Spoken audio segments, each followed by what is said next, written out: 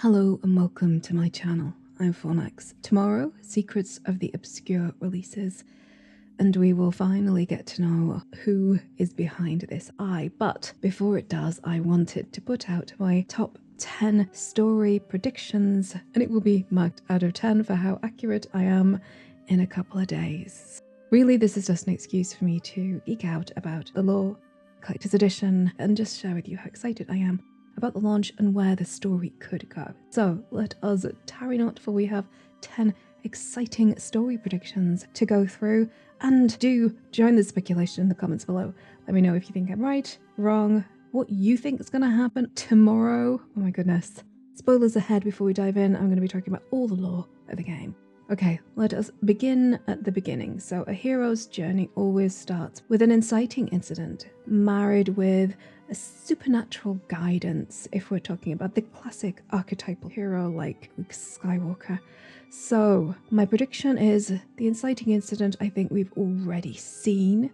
We've had Krokodirik chomping down on the mists, which I think has destabilized the barrier between the realms. Whatever guard has been put at the gate of Tyria, I think that has been disturbed, and we will talk more about who put the guard at the gate, who founded the Astral Ward, and Amnitas, and who I think the Cryptus are as well. But I'm getting ahead of myself. So the inciting incident, I think, is the destruction of the mists and what we saw in Garenhoth, or the mirrored Garenhoth, and the disappearance of the Wizard's Tower here on core Tyria. I think the reason that we are going to get swept up in the tale, caught up in the narrative explosion of SOTO, is because we have a special ability. This would be the supernatural aid in that story archetype, and I think it could be something akin to true sight, which is associated with ascension. The ability to see things which are masked or planar shifted. A video on the White Mantle and the Masat here if you're interested in a deep dive in that, because it is based in the old lore, based in the lore of prophecies. So why am I talking about it now? Why would I even consider ascension and true sight to be a possibility as a story plot point in the brand new opening salvo of a new era in Guild Wars 2 history? Well, because I think we have gone through two ascensions. The one that we experienced in Season 2 with Turai Ossa, actually reenacting, reliving the ascension of prophecies, and the ascension of Aurene, means that we have been touched by the divine, by a greater purpose. And I think this singles us out and allows us to, even before we encounter Zoza and the Astral Ward and the Wizard's Council, we will be able to perceive not the Cryptus themselves, but those lidless eye portals through which they are invading Tyria. And I think that we have been stood in one too many powerful explosions not to have some consequences. If you'd like to call it the gift of the dragon, or the blessing of the dragon, or some sort of Aurene associated name, I'm fine with that. That's the first prediction. We have, because of all the things we've gone through, we have this special ability to see the portals, if not the Cryptus. Prediction 2. Zoza and her years-long absence is not actually due to any ill will she feels towards the player character, towards the commander, but that she has been recruited by the Astral Ward, perhaps for the same reason that we are about to be recruited, because she was there, caught in the blast of a great power falling. Actually, in her case, Zaitan and Mordramoth, which have gifted her too with residual magics that other mortals do not possess. So she went AWOL because she was recruited because of her abilities. We are going to be the same, and I think that's going to be the connective tissue, the bridge, which links our two characters. My next prediction. So I think the player character is going to awaken the heart of the obscure because of our true sight, because of this magical dragon energy which has been infused into our being. And that is also why Zoza is going to be able to study it as well. This is going to be a joint effort between us because we have that connection to that raw power. The Heart of the Obscure, if you don't know, is an artifact which allows the player to open and close portals. It's going to be used akin to the bounty boards, whereby you can open and close rifts, summoning Cryptus to battle. Next prediction, a bit wild. So We know that the great city of the wizards, or the great stronghold, I think more, a fortification, is called Amnitas. And I think that Amnitas was created by the human gods when they arrived on Tyria. And that links to my next prediction, which is, why did they make Amnitas? Why did they put a guard at the gate? So the Cryptus invasions have been going on, I think, since humanity arrived in Tyria, or at least they've been trying to get into Tyria since humanity arrived. And I think specifically it is because the Cryptus are what drove humanity to Tyria in the first place.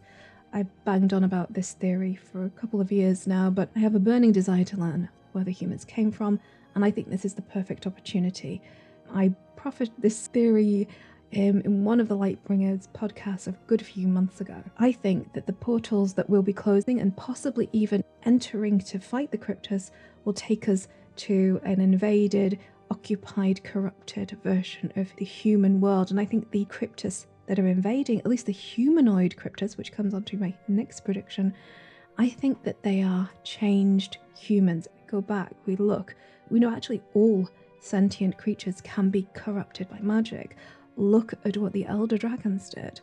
Exposure to extreme magic can corrupt the bodies of creatures. And I think this is exactly what has happened with the Cryptus. Now we're into the heavy potential spoiler area. We're going to talk about the collector's edition and the statue which shows one of the main characters of SOTO. So if you don't want to know anything about it, click away now. So let's talk about the Shadow of Naos, as seen in the collector's edition of SOTO.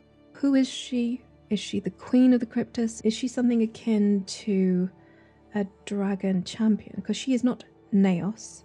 She is the shadow of Naos.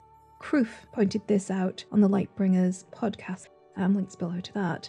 This is Naos's herald, and I think that she might be playing a similar role to the Herald of Balthazar. She is the tip of the spear. She's not the biggest big bad, but she will play a significant role going forward. And I think we have seen the Shadow of Naos before in one of the first pieces of artwork that was ever revealed to us about the secrets of the Obscure expansion. Here she is coming through the portal, and I have an idea of who or what she was.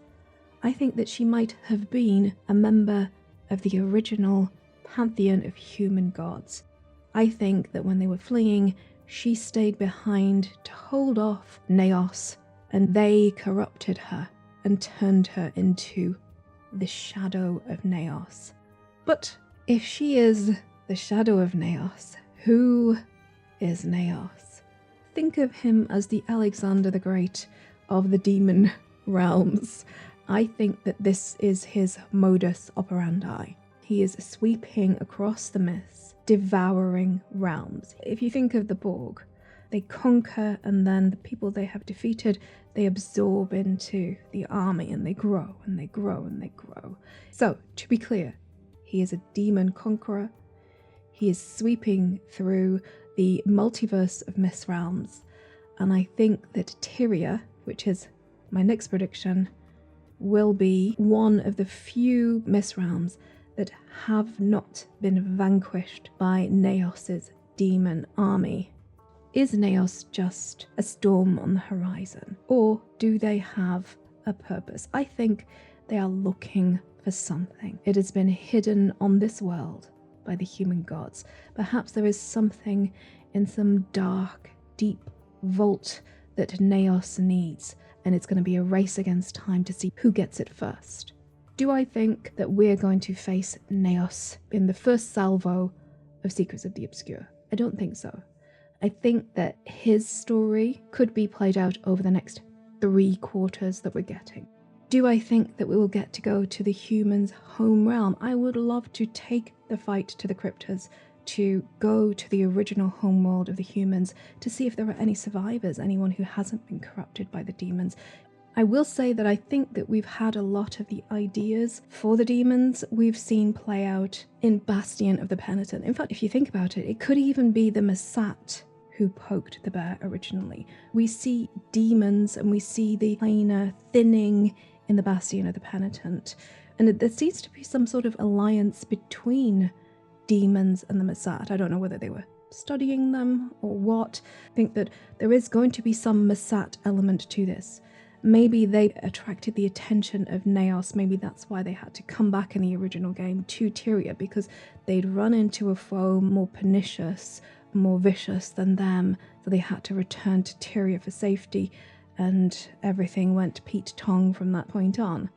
I think 10 plus predictions is enough. So let me know what you think is going to happen in SOTO. Let me know what you would like to happen. Would you like to see the Seers? I haven't even mentioned them. There could be the Seers. I think it's more likely that we're going to be allying ourselves with the Jinn. Do you want the Cryptus to be big bads? Do you want them to be linked to the humans? Do you want them to be an entirely new entity, fresh out of the minds of the writers, rather than using the old world to make the new? Let me know in the comments below. If you haven't already and you're thinking about buying Secrets of the Obscure, there are links below to my referral link. Using it costs you not a penny more, but helps out the channel immensely.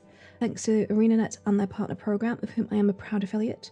I would like to thank my wonderful, fantastical supporters over on Patreon and Subscribestar, who give their actual real-life money to help me make this content. I couldn't do without them. Thank you all so much. You're wonderful. And welcome back, Akima. Thank you so much for supporting my content again. And with that, we have come to the very end. I will see you tomorrow in SOTO, perhaps on Twitch. Links below. If you would like to join, would be fantastic. And until we meet again, please stay safe, stay awesome, and thank you so much for watching. Bye-bye.